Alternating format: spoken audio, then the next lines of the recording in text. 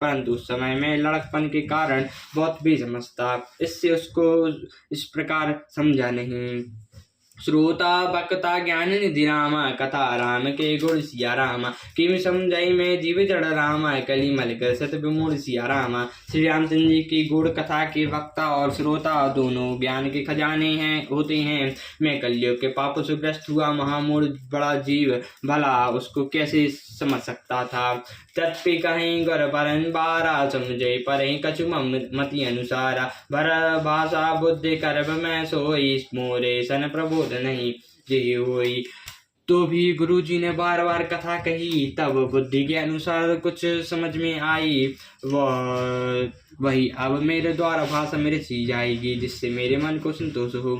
जैसे कहूँ विधि विवेक बल मोरे, तस कस हो ही हरि के पेरे। निज संदेह मोह ब्रह्म हारी, करौ कथा भव चरत तरणी।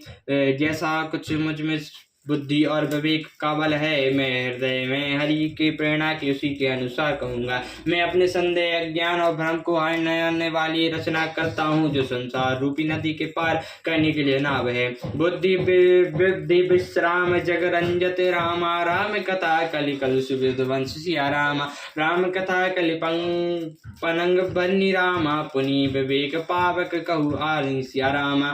राम कथा पंडितों को विश्राम देने वाली, सब मनुष्यों को प्रसन्न करने वाली और कलयुग के पापों को नाश करने वाली है।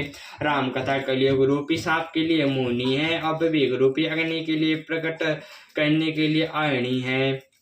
राम कथा कलि मगध काय, सुजान संजीवनी मोहि सुहाय। सोई सो बसलता सुधा तरांगणी, भय वंजनी ब्रह्म भेक भुवंगनी। राम कथा कलयुग में समर्थों को पूर्ण करने वाली कामधेनु गौ है, और जो सज्जनों के लिए सुंदर संजीवनी जड़ी है। पृथ्वी पर यही अमृत की नदी है, जन्म मरण भय का नाश करने वाली और भ्रम रूपी मंडक को खाने के लिए सर्वणी है। असुर सेन समन रकनि साधु बुल हित गिरि नंदनी। संत समाज पेदि राम की विश्व बार भर अचल क्षमासी। यह राम कथा असुरों की सेना के समान नरकों का नाश करने वाली और साधु रूप देवताओं के कुल का हित करने वाली है। यह संत समाज रूपी क्षीर सागर के लिए लक्ष्मी जी के समान है और संपूर्ण विश्व का भार उतारने में अचल पृथ्वी के समान है। जग जम मोहमसी जग जमुनासी, जीवन मुक्ति ही तुझनु काशी। रामय प्रिय पावनी तुलसी, तुलसीदास हित ही हुलसी सी।